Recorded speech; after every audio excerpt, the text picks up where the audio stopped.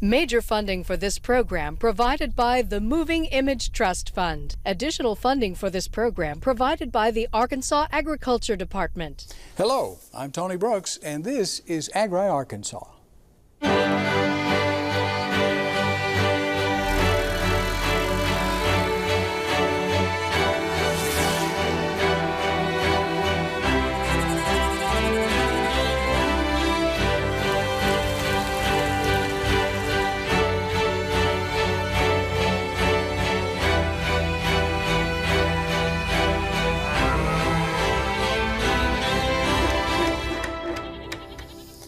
Today we continue our look into agriculture in each of Arkansas's 6 physiographic regions. The Ozark Mountains cover most of the northern part of Arkansas and encompasses parts of 22 counties. The rugged terrain makes for some steep challenges in agriculture, but for many there is no other place they'd rather operate. Let's take a look.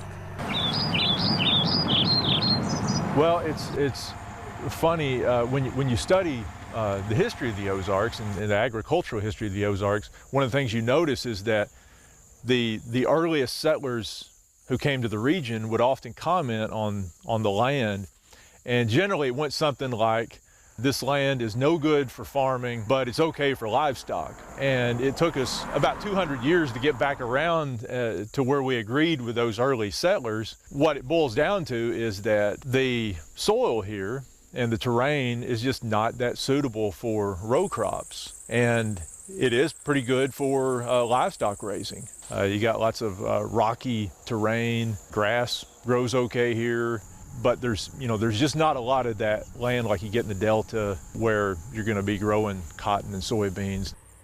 The first thing to know about the Ozarks is that they're not mountains. Geologically, this is not a mountainous region. The Ozarks was formed over hundreds of millions of years by a series of tectonic uplifts and then by erosion. And the last of those uplifts occurred somewhere in the 25 to 30 million years ago range. And then over the millions of years that came after that, you had erosion. You had the rivers and streams that would form the hollers and the seeming mountains that we have today. A friend of mine who lives in southwest Missouri has always joked that the Ozarks isn't mountains, it's ditches. And really that's kind of what it is. It's just a severely eroded plateau that takes the form of mountains. But you can get on a high point just about anywhere in the Ozarks and you look across the horizon and all the high points are going to be about eye level. It's a very diverse region. Physiographically, you've got all the way from the Boston Mountains in the south, which look like mountains, kind of look like a smaller version of the Appalachian Mountains, to the Springfield Plain around Springfield, Missouri, southwest Missouri, northwest Arkansas, which is really reminiscent of a prairie or just sort of a flat version of the Ozarks, and then you got everything in between. Our part of the Ozarks is very hilly and not rolling hills either. It's pretty steep, it's mountainous, a lot of rocks, a lot of clay. It's not something that you want to come and decide to row crop on, but it works really great for pasturing and wood raising animals. The type of farm that we have, because of the land that we're on, we can't do certain types of farming that's big in Arkansas. So we deal with what we've got. We roll with the punches. We're able to do wood raised and pasture raised pigs. We're able to do cows, chickens. That's something that's really easy for us because it's not flat. We can do a little bit of hay and a couple of pastures, but we don't have a lot of flat ground for that. But it does lend itself to raising some really good animals. The nut trees that we have beech nuts, we have hickory nuts, acorns, walnut, that all makes a really good pork. And that's something that's really catching on in a lot of areas of the world, is a nut raised pork. That's the way that our pork looks. It's not going to be something that if you go to a grocery store, it's not going to be what you're expecting. When you get a package, I've had people call me and say, oh, I think I got beef instead of pork. And I have to reassure them, no, it's actually pork. It's a really red, rich, marbled pork. It's not white.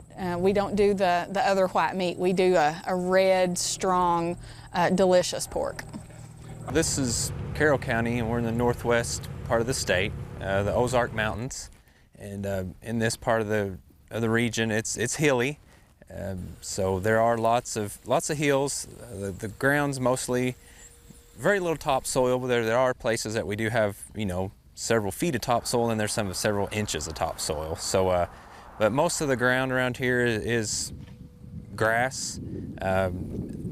Primarily industry is broilers and beef cattle. They kind of work together out here because this ground at one time wasn't very good for much, but with the poultry industry striving and the nutrients, we made this ground very productive for us. So farmer in the Ozarks, up here the weather changes every about 5 minutes. I mean, we get a lot colder than they do in the south. We get a lot more snow and ice up here than they do in, you know, other parts of the state. The weather can turn on you pretty quick. We've been blessed this year and have a very wet spring. It's kind of dry on us here this fall going, but we're catching up. I think we're 2 or 3 inches deficit, but right here in this area. But it has its challenges, like with everything else. So in the Ozarks, there's a great challenge. The weather is the greatest challenge we have. You know, we get lots of rain in some times of the year, and then it shuts off. The last 2 months we have had hardly any rain, so I've been feeding cows hay in October when they should be grazing grass. I was raised in this area. My daddy was raised, my grandpa was raised. We're all raised right here in this valley, and I guess that's one reason I wanted to stay here. I've been other places and saw other things, but I liked where I was at. We normally have about 250 mama cows. We're trying to increase our herd because I've got a young fella coming on. Spencer, my son, is 18, a senior in high school.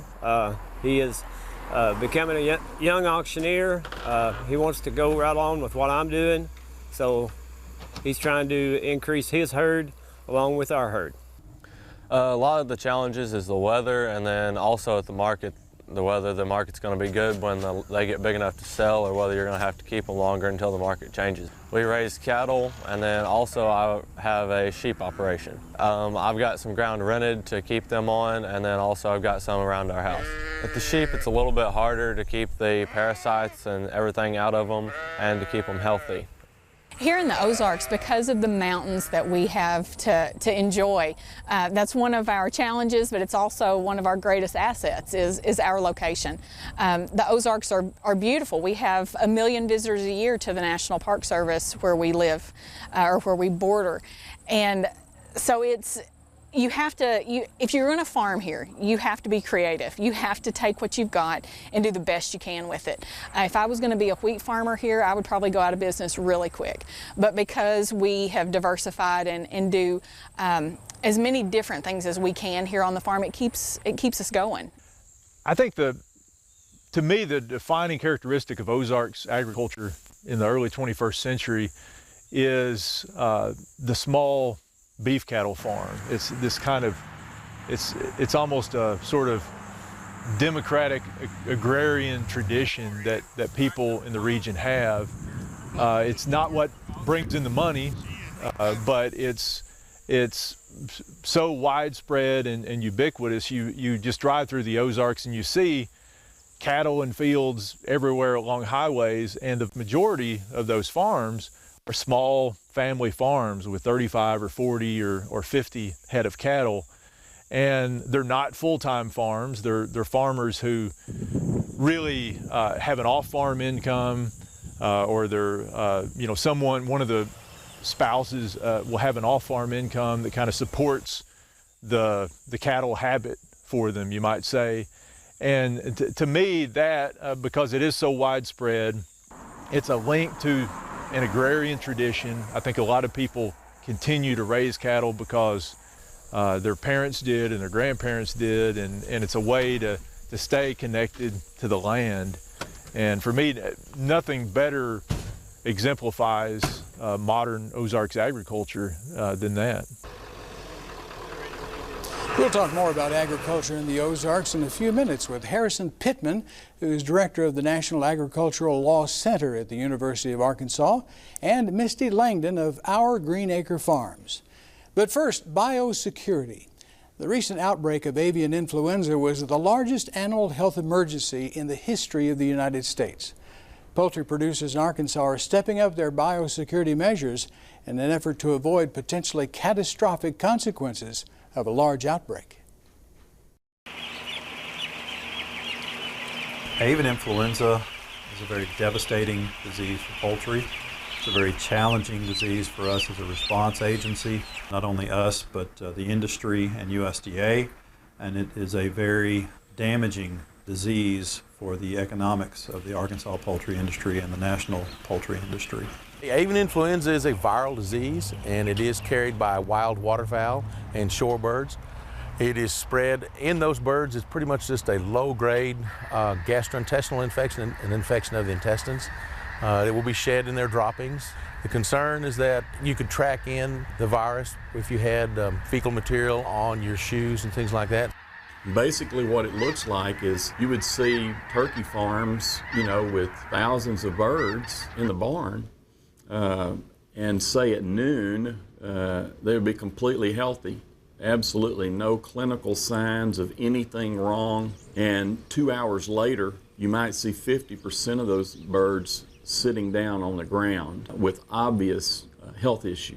Believe it or not, 2 to 3 hours later, 75% of the birds would be dead. In Arkansas, we were fortunate in that we only had one case of high-path avian influenza. That was in a turkey flock in Boone County. That flock was depopulated, and we did not have any other outbreaks after that. Now, there was surveillance work ongoing. Anytime there's an outbreak of a disease such as avian influenza, there's a quarantine put into place, and then there's surveillance of flocks inside that quarantine zone.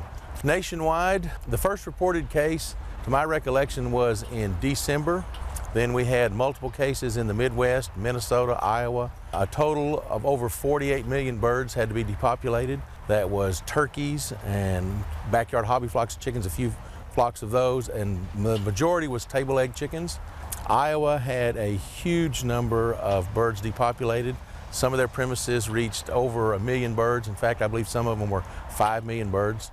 The economic impact has been considerable, shall we say. Of course, there were trade restrictions placed on states for poultry products by other nations.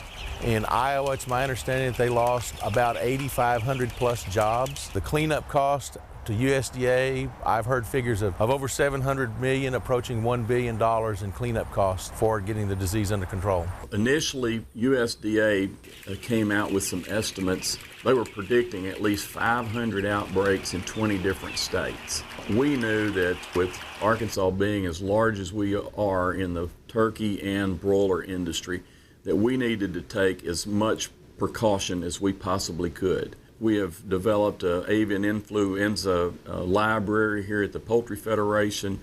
We have participated with the other poultry federations and created a website called All In or All Gone. And when we say all in, we mean all in with biosecurity. And we're pushing out messages on a weekly basis to the farmers and to the companies, trying to make certain that folks know that you have to be all in on biosecurity, or there's a risk you'll be all gone. When you take your revenue stream out of your livelihood for 180 days, most folks can't stand that. And the key is we're going to have to change the culture of the farmers, our service techs, the folks who service the poultry farms, anybody that would be entering that poultry house. The culture is going to change because we're going to have better biosecurity, which includes different boots for inside the house versus outside, not associating with other growers. In Iowa, there are 2 brothers, both had poultry farms. They will not even have Sunday lunch with their parents, just trying to avoid any contact, with the flu that might get traced back into the house. Of course, the hope is that we will have no outbreak, ever, for that matter. If we do not have an outbreak this fall, then that's great. And I'll say that not just for Arkansas, but for the nation. Naturally, if there was to be an outbreak in any other state or even in Arkansas, then the educational outreach efforts and other things will come into play. The virus does change, we know that, and hopefully this will just disappear and we won't have any problems with it anymore. That website, once again, is allinallgone.com. Folks in and around the small town of Fox, Arkansas in the Ozarks may have recently noticed a familiar stir of activity in the Meadow Creek Valley. The Meadow Creek Project, a 1,600-acre learning laboratory of ecology, resilient food systems, and health and sustainable energy, has seen many peaks and valleys over the last 30 years. Many of the facilities have fallen into severe disrepair, but there's now a new focus to restore the infrastructure and revive the property. This is Meadow Creek. This is a sustainable community that was established back in the 70s. The main purpose was to be able to establish a community that was able to sustain itself within itself without as little outside help as possible. The tomatoes are down here somewhere. Well, we're about 2 hours north of Little Rock in the Ozark Mountains in Fox, Arkansas. A very small community. If you're driving on the highway and you sneeze, you'll probably miss it. But it's, you know, it's up here in the mountains, and it's been known as a sustainable community. You know, right now it started in the 70s, and what they've planned was to make it a sustainable community, and they built some structures and even a conference center, but things sort of fell apart, and we're still in the process of rebuilding it and, you know, trying to bring it back in. There's some new people coming in and living here and trying to start up businesses and working together and seeing what we can do. There's an area down over the hill where there's a barn, and I'm not sure, it's probably, I'll say 20 acres, I don't know for sure. And then we have our little plot of land where we're farming right in the middle of it, about an acre, you know, size of a football field. And then there's maybe 5 houses. 3 of them, we're living in one of them. There's 2 that are pretty livable. There's one that needs a lot of work. And then they got a couple dormitories. One's functional, another one needs a little bit of work. And then it's about, as far as we'll say there's a 200-acre pasture where one of the farmers in the area is renting out. And then there's a lot of woods. It's really under the umbrella of the Humane Society, and there's a 9-board member who's really in charge of it. And then there's maybe 400 acres that's functional for farmland and for, you know, people to come in here and you know, occupy and do what they can. I was first introduced to this via a friend, and he had me come down about a year ago now, and I did a lot of volunteer work. I helped develop some dams and build the lower gardens. And more recently, I've decided to move out here and help build small industry. We're building a smokehouse, we're fixing up the marketplace, and starting a small permaculture farm just on the other side of this house here, out on a 5-acre plot. And beyond that, I'm really interested in the educational and infrastructural development side of it here. We've got a lot of opportunity to start teaching better farming practices, developing new cash crops, and new low-impact cultivation means that we could use to provide jobs here, but also throughout the Ozark regions, be able to build agricultural infrastructure and better farm practices, and also have educational events here. And we've got facilities to do so here on the premises. Meadow Creek is a place that is really trying to become built as a sustainable community where people can bring like an incubator, sort of. You bring your businesses and you can function and you can help one another, but you really got to, at least as of now, be sustainable for yourself and your own family and your own business, and how it can incorporate with others. If someone is interested in becoming part of Meadow Creek, they would apply to a 9-member board by presenting their business plan of how they would independently make a living here and to sustain themselves here, and how that would be, how that would evolve inside of Meadow Creek as a whole. For example, when Tim and I come and visited Meadow Creek, we had an invitation to come. That was not a sure sign that we were going to be moving here. We had to present a business plan to the board members, and they had to approve the business plan before we were actually able to move in to Meadow Creek on a permanent basis. Yeah, I mean, we've been here for almost 2 years, and you know, we really like it. We like the people who come here, and you like the seclusion. It's peaceful. The scenery's awesome. We have a big window at our kitchen table where the sun just makes the bluffs golden in the morning. But it's a great place if you like your seclusion, because you need to be some self-motivated, and you got to deal with ticks and chiggers and all that. But as far as it's peaceful, and people, when they come here, they want to work together. And so it's a nice place if you like the rural. If you like the city, and you're probably not going to be comfortable here, but if you like you're comfortable with being outdoors and even with a little seclusion, it's a place to be. For more information on Meadow Creek, visit meadowcreekvalley.wordpress.com. Joining us now is Harrison Pittman, Director of the National Agricultural Law Center at the University of Arkansas, and Misty Langdon of Our Green Acre Farms. Harrison, I want to begin with you, and my family backgrounds, we were talking, is from the Ozarks, and I recall my father saying that folks who lived there pretty much were engaged in subsistence farming, maybe a couple of cows and hogs and chickens and a few acres to scratch out some corn. That was that way for a long time, and it's changed somewhat now. Oh, it's changed completely. It's changed dramatically, and gone from subsistence farming to really global production and processing, operate on a world scale out of those same rural areas. It's a remarkable story. We were talking about in Carroll County, the primary production is broilers and cattle, and here again, we've seen this before on the program where the poultry comes in, but then the byproduct of the poultry, the chicken litter, is used to enrich the soil, which enables the cattle operation to succeed. That's exactly right. One depends on the other. There's a very good relationship between them, and the agronomic value of the poultry litter. That is a byproduct of that part of the industry. And some of the farmers there prefer to use that as commercial fertilizer. Absolutely. It does a better job. What are some of the more creative agricultural ventures that you've observed in the Ozarks? Oh, it's hard to pick from. I think any of the farming that occurs is creative in its own right, but some of the things I've seen would be along the lines of what Misty does, and operating a really diversified operation and engaging in direct marketing, looking at value-added products, and some of the work I know that we've done through the University of Arkansas System Division of Agriculture with the Arkansas Food Innovation Center. A lot of the products I've seen there, working with small producers to get products that they can add value to, package, get the nutrition labeling, and out into retail markets and even internet sales. I think that's been something that's impressive to me. Right.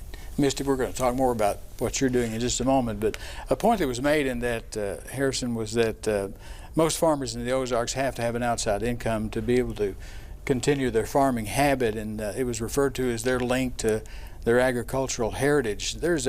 In Arkansas, there's a strong sense of pride in working the land, isn't there? Oh, absolutely. You have a lot of family history. A lot of this land is, your first question about subsistence farming and how it's evolved. That family lineage and that connection is still there, and it offers not just a way, but often the way that those families can stay on the land and be parts of that community and contribute. Okay, I want to switch gears here and talk about avian influenza, and Arkansas poultry producers are taking this very seriously, and for very good reason. We heard that last spring, Iowa, they had to euthanize 48 million chickens, and in Minnesota, 9 million chickens and turkeys had to be destroyed. We talk about how important poultry is to Arkansas, and I was just looking at some numbers. We're number 2 in broiler production with a revenue of about $3 billion. We're number 3 in turkey production with a revenue of about $416 million. And we're number 10 in egg production with $439 million annually. So this is big business, and it's a tremendous threat. Absolutely. You think of everything that goes into production, from the transportation to distribution. Of course, there's the farmer at the production level, the processing level. It's all huge, and when you have an impact like that and interrupts that chain, especially in a business model where profits are marginal, it has a huge impact. And in a broader picture, you have, on one hand, you have global trade, international trade, where countries can shut down shipments of our products into their country, and that has a huge impact. But also at a broad level, the interrelationship between the feed grain industry, your row crop side, and what goes into animal feed. And so if you have a reduction in the number of animals, you have a reduction in the amount of demand. And that can have a ripple effect that can play out as well.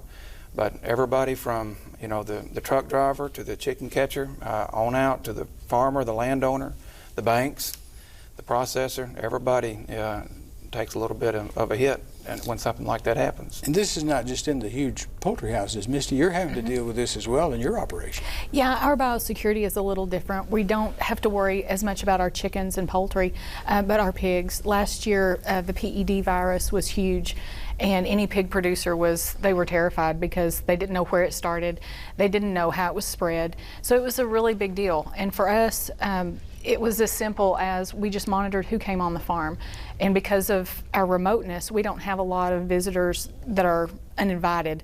They can't get there. So it helps us to be able to keep that level of traffic out. Okay. Tell us a little bit more about Our Green Acre Farms. How did your operation get started? Well, I started the farm in 2012 with just an idea to make my own food, to produce our own food.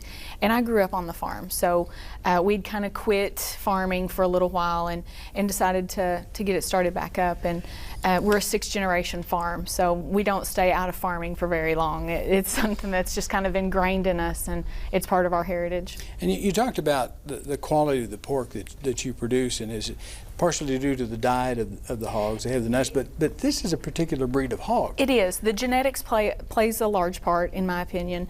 What they eat plays an equal part. We raise the large black pig, and it's a endangered pig. I always say that there are more pandas in the world than there are large black hogs. Yeah. And we're members of the Livestock Conservancy, and we consider ourselves a conservation farm. So we want to do what we can to promote the breed and to keep them from going into a more critical status.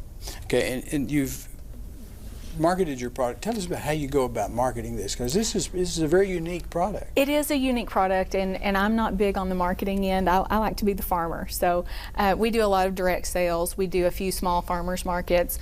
Social media is a big, a big tool that we utilize, as well as just word of mouth. And when people find out that you're raising this type of hog, they just kind of come out of the woodworks to look you up. We have pigs that were born on our farm that are in Canada and in, I think, 13 or 14 states in the United States. So. Okay. What are some of the different revenue streams that you have? I know you do other things besides just the pork. We do. We try to be as diversified as possible because of the land that we have. We can't do a lot of certain types of farming that a lot of people in the state of Arkansas are popular. So we do maple syrup, which I think we're the only farm that actually sells maple syrup in the state. There's a few small families that actually get out there and do it. And we do soaps. We do a lot of value-add products, soaps and scrubs, lip balms. Value-add is a big deal for us. Right. And we do honey. Most of the products that I use, the beeswax, comes from our bees. So we try to keep everything as local as possible. So a very diverse operation. Yeah, very diverse. And when it comes down to, it's a farm-to-table operation, and we're looking to put food on our community's table, not so much on a global level, but on a local level. Okay. Well, it's been a pleasure having both of you here, and these are very interesting topics, and hopefully we can have you come back sometime. We appreciate it very much. That's all the time we have for now. Thank you for watching, and we hope you'll join us again next time. For Agri Arkansas, I'm Tony Brooks.